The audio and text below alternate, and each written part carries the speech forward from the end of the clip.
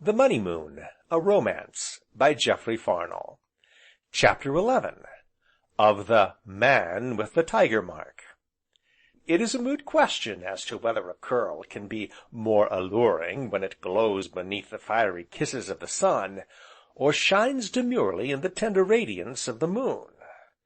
As Bellew looked at it now, that same small curl that nodded and beckoned to him above Anthea's left ear, he strongly inclined to the latter opinion. "Adam tells me that you are going out, Miss Anthea." "Only as far as Mrs. Dibbin's cottage, just across the meadow." "Adam also informs me that Mrs. Dibbin is a witch." "People call her so." "Never in all my days have I seen a genuine old witch, so I'll come with you, if I may?" "Oh, this is a very gentle old witch, and she is neither humped-back, nor does she ride a broomstick, so I'm afraid you'll be disappointed, Mr. Bellew." "Then, at least, I can carry your basket. Allow me." And so, in his quiet, masterful fashion, he took the basket from her arm, and walked on beside her, through the orchard. "What a glorious night it is!" exclaimed Anthea suddenly, drawing a deep breath of the fragrant air. "Oh, it is good to be alive! In spite of all the cares and worries, life is very sweet."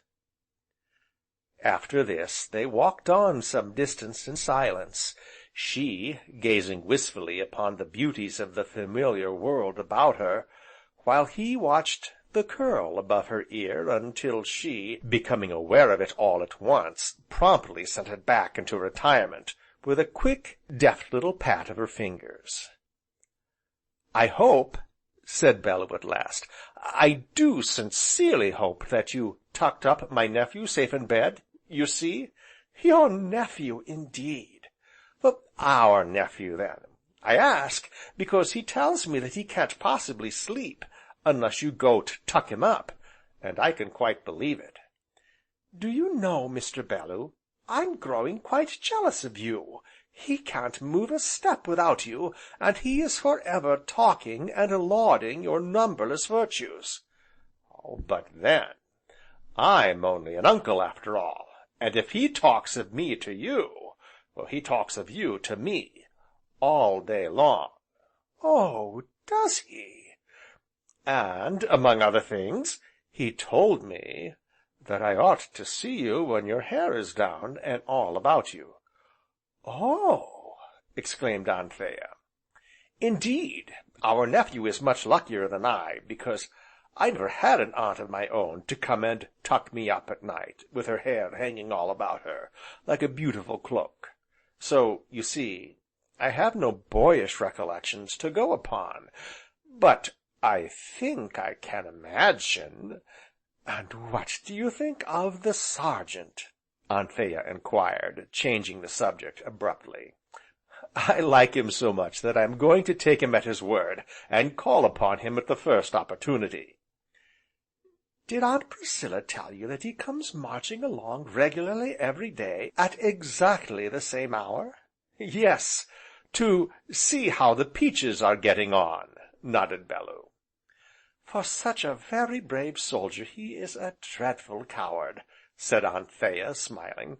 "It has taken him 5 years to screw up enough courage to tell her that she's uncommonly young for her age, and yet I think it is just that diffidence that makes him so lovable. And he is so simple, and so gentle in spite of all his war medals. When I am moody, and cross, the very sight of him is enough to put me in humour again." "He has never spoken to Miss Priscilla?" "Never, though, of course, she knows, and has done from the very first. I asked him once why he had never told her what it was brought him so regularly to look at the peaches, and he said, in his quick, sharp way, 'Miss Anthea, can't be done, ma'am. A poor battered old soldier, only one arm, no, ma'am.'" "I wonder if one could find just such another Sergeant outside Arcadia," said Bellew. "I wonder." Now, They were approaching a stile towards which Bellew had directed his eyes from time to time, as, for that matter, curiously enough, had Anthea, but to him it seemed that it never would be reached, while to her it seemed that it would be reached much too soon. Therefore, she began to rack her mind, trying to remember some gate or any gap in the hedge that should obviate the necessity of climbing it. But, before she could recall any such gate or gap, they were at the stile, and Bellew, leaping over, had set down the basket, and stretched out his hand to aid her over. But Anthea, tall and lithe, active and vigorous with her outdoor life, and used to such things from her infancy, stood a moment hesitating. To be sure, the stile was rather high, yet she could have vaulted it nearly, if not quite, as easily as Bellew himself, had she been alone. But then, she was not alone. Moreover, be it remembered, this was in Arcadia of a midsummer night. Thus, she hesitated, only a moment, it is true, for, seeing the quizzical look in his eyes that always made her vaguely rebellious, with a quick, light movement, she mounted the stile, and there paused to shake her head in laughing disdain of his outstretched hand. Then there was the sound of rending cambric, she tripped, and next moment he had caught her in his arms. It was for but a very brief instant that she lay, soft and yielding, in his embrace, yet she was conscious of how strong were the arms that held her so easily, ere they set her down. "I beg your pardon, how awkward I am!" she exclaimed in hot mortification. "No," said Bellew, shaking his head, "it was a nail, you know, a bent and rusty nail, here, under the top bar. Is your dress much torn?" "Oh, that is nothing, thank you." So they went on again, but now they were silent once more, and very naturally, for Anthea was mightily angry, with herself, the stile, Bellew, and everything concerned, while he was thinking of the sudden, warm clasp of her arms, of the alluring fragrance of her hair, and of the shy droop of her lashes as she lay in his embrace. Therefore, as he walked on beside her, saying nothing, within his secret soul he poured benedictions upon the head of that bent and rusty nail. And presently, having turned down a grassy lane, and crossed a small but very noisy brook that chattered impertinences among the stones and chuckled at them slyly from the shadows, they eventually came upon a small and very lonely little cottage, bowered in roses and honeysuckle, as are all the cottages hereabouts. But now Anthea paused, looking at Bellew with a dubious brow. "I ought to warn you that Mrs. Dibbin is very old, and sometimes a little queer, and sometimes says very surprising things." "Excellent!" nodded Bellew, holding the little gate open for her. "Very right and proper conduct in a witch, and I love surprises above all things." But Anthea still hesitated, while Bellew stood with his hand upon the gate, waiting for her to enter. Now he had left his hat behind him, and, as the moon shone down on his bare head, she could not but notice how bright and yellow was his hair, despite the thick black brows below. "I think I would rather you waited outside, if you don't mind, Mr. Bellew." "You mean that I am to be denied the joy of conversing with a real live old witch, and having my fortune told?" He sighed. "Well, if such is your will, so be it," said he obediently, and handed her the basket. "I won't keep you waiting very long, and thank you," she smiled, and, hurrying up the narrow path, she tapped at the cottage door. "Come in! Come in!" cried an old, quavering voice, albeit very sharp and piercing. "That be my own soft dove of a maid, my proud, beautiful white lady. Come in, and bring him with you. Him as is so big and strong, him as I've expected so long, the tall, golden man from overseas. Bid him come in, Miss Anthea, that Goody Dibbin's old eyes may look at him at last."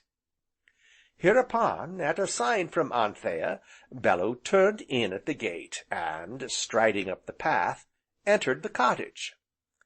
Despite the season, a fire burned upon the hearth, and, crouched over this, in a great elbow chair, sat a very bent and aged woman.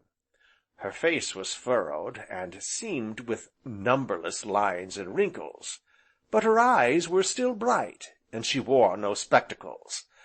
Likewise, her white hair was wonderfully thick and abundant, as could plainly be seen beneath the frill of her cap, for, like the very small room of this very small cottage, she was extremely neat and tidy.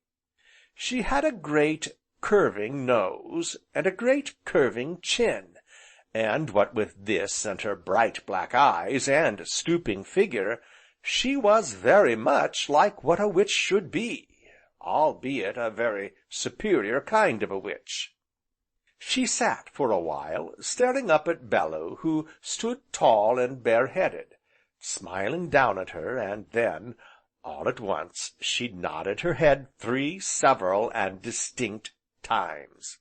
"Right!" she quavered. "Right! Right! It be all right! The golden man as I've watched this many a day, with the curly hair, and the sleepy eye, and the tiger mark upon his arm. Right! Right!" "What do you mean by tiger mark?" inquired Bellew. "I mean, young master with your golden curls, I mean as, sitting here day in and day out, staring down into my fire, I has my dreams. Leastways, I calls 'em my dreams, though there's them as calls it the second sight. But pray sit down, tall sir, on the stool there, and you, my tender maid, my dark lady, come you here, upon my right, and, if you wish, I'll look into the ink, or read your pretty hand, or tell you what I see down there in the fire.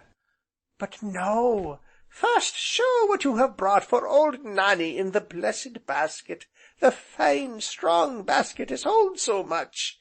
Yes, set it down here, where I can open it myself, tall sir. Eh, what's this? Oh, tea! Oh, God bless you for the tea, my dear, and eggs, and butter, and a cold chicken. The Lord bless your kind heart, Miss Anthea. Oh, my proud lady, happy the man who shall win ye, happy the man who shall wed ye, my dark, beautiful maid. And strong must he be, aye, and masterful he who shall wake the love light in those dark, great, passionate eyes of yours. And there is no man in all this world can do it, but he must be a golden man, with a tiger mark upon him. Why, oh, Nanny! Aye, blush if you will, my dark lady, but Mother Dibbin knows she's seen it in the fire, dreamed it in her dreams, and read it in the ink. The path lies very dark afore ye, my lady. Aye, very dark it be, and full o' cares and troubles. But there's the sun shining beyond, bright and golden. You be proud, and high, and scornful, my lady. 'Tis in your blood. You need a strong hand to guide ye, and the strong hand shall come. By force you shall be wooed, and by force you shall be wed, and there be no man strong enough to woo and wed ye, but him as I've told ye of, him as bears the tiger mark." "But, Nanny," said Anthea again, gently interrupting her, and patting the old woman's shrivelled hand, "You're forgetting the basket. You haven't found all we've brought you yet." "Aye, aye," nodded old Nanny, "the fine strong basket. Let's see what more be in the good, kind basket. Here's bread, and sugar, and—" "A pound of your favourite tobacco," said Anthea with a smiling nod. "Oh, the good weed, the blessed weed!" cried the old woman, clutching the package with trembling fingers. "Ah, who can tell the comfort it has been to me in the long, long days, and the long, long nights, the blessed weed, when I've sat here a-looking and a-looking into the fire. Oh, God bless you, my sweet maid, for your kindly thought." And, with a sudden gesture, she caught Anthea's hand to her lips, and then, just as suddenly, turned upon Bellew. "And now, tall sir, can I do aught for ye? Shall I look into the fire for ye, or the ink, or read your hand?" "Why, yes," answered Bellew, stretching out his hand to her. "You shall tell me 2 things, if you will. First, shall one ever find his way into the Castle of Heart's Desire? And secondly, when?" "Oh, but I don't need to look into your hand to tell you that, tall sir, nor yet in the ink, or in the fire, for I've dreamed it all in my dreams. And now, see you, 'tis a strong place, this castle, with thick doors, and great locks and bars. But I've seen those doors broke down, those great locks and bars burst asunder. But there is none can do this but him as bears the tiger mark. So much for the first, and for the second. Happiness shall come riding to you on the full moon, but you must reach up, and take it for yourself, if you be tall enough." "And even you are not tall enough to do that, Mr. Bellew," laughed Anthea as she rose to bid old Nanny good night, while Bellew, unnoticed, slipped certain coins upon a corner of the chimney piece. So old Nanny blessed them, and theirs, past, present, and future, thoroughly and completely, with a fine comprehensiveness that only a genuinely accomplished old witch might hope to attain to, and, following them to the door, paused there with one shrivelled, claw-like hand uplifted towards the sky. "At the full o' the moon, tall sir," she repeated, "at the full o' the moon. As for you, my dark-eyed lady, I say, by force you shall be wooed, and by force you shall be wed, aye, aye. But there is no man strong enough except he have the tiger mark upon him. Old Nanny knows, she's seen it in the ink, dreamed it in the fire, and read it all in your pretty hand. And now, thank ye for the tea, my pretty, and God bless ye for the good weed, and just so sure as you've been good and kind to old Nanny, so shall fortune be good and kind to you, Miss Anthea." "Poor old Nanny!" said Anthea, as they went on down the grassy lane. "She is so very grateful for so little, and she is such a gentle old creature really, though the country folk do call her a witch, and are afraid of her because they say she has the evil eye, which is ridiculous, of course. But nobody ever goes near her, and she is dreadfully lonely, poor old thing." "And so that is why you come to sit with her, and let her talk to you?" enquired Bellew, staring up at the moon. "Yes." "And do you believe in her dreams, and visions?" "No, of course not," answered Anthea rather hurriedly, and with a deeper colour in her cheeks, though Bellew was still intent upon the moon. "You don't either, do you?" she enquired, seeing he was silent. "Well, I don't quite know," he answered slowly, "but She is rather a wonderful old lady, I think." "Yes, she has wonderful thick hair still," nodded Anthea, "and she's not a bit deaf, and her eyes are as clear and sharp as ever they were." "Yes, but I wasn't meaning her eyes, or her hair, or her hearing." "Oh, then pray what were you pleased to mean?" "Did you happen to notice what she said about a man with a tiger mark?" inquired Bellew, still gazing up at the moon. Anthea laughed. "The man with a tiger mark! Of course. He has been much in her dreams lately, and she has talked of him a great deal." "Has she?" said Bellew. "Ha!" "Yes, her mind is full of strange twists and fancies.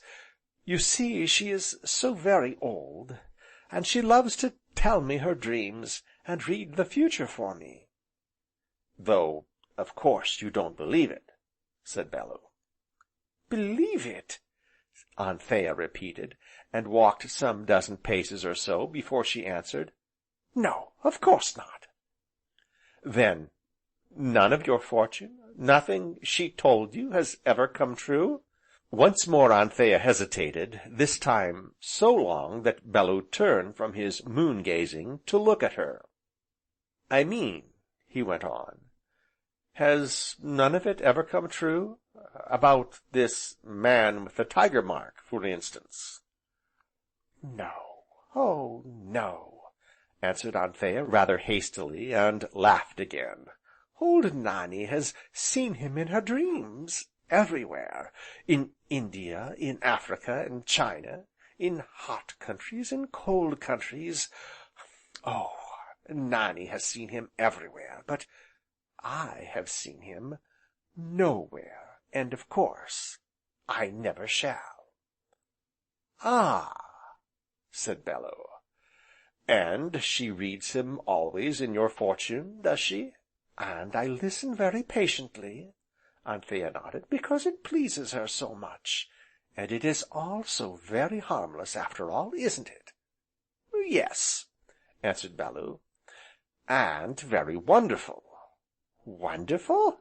Poor old Nannie's fancies? What do you mean by wonderful?" "Upon my word, I hardly know," said Bellew, shaking his head, "but there are more things in heaven and earth, etc., you know, and this is one of them." "Really? Now you grow mysterious, Mr. Bellew." "Like the night," he answered, turning to aid her across the impertinent brook that chuckled at them, and laughed after them, as only such a very impertinent brook possibly could. So betimes they reached the stile, and crossed it, this time without mishap, despite the lurking nail, and, all too soon for Bellew, had traversed the orchard, and were come to the garden where the roses all hung so still upon their stems that they might have been asleep, and filling the air with the perfume of their dreams. And here they paused, perhaps because of the witchery of the moon, perhaps to listen to the voice of the nightingale, who sang on more gloriously than ever. Yet, though they stood so close together, their glances seldom met, and they were very silent. But at last, as though making up her mind, Anthea spoke. "What did you mean when you said old Nannie's dreams were so wonderful?" she asked.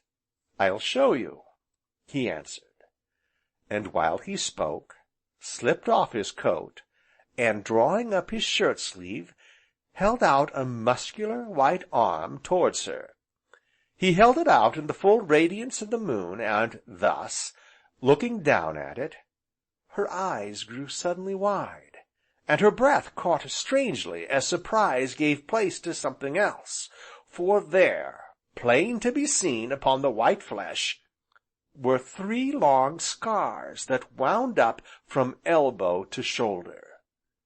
And so, for a while, they stood thus, she looking at his arm, and he at her. "Why," she said at last, finding voice in a little gasp, "why, then—" "I am the man with the tiger mark," he said, smiling his slow, placid smile. Now, as his eyes looked down into hers, she flushed sudden, and hot, and her glance wavered, and fell beneath his. "Oh!" she cried, and, with the word, turned about, and fled from him into the house. Chapter 11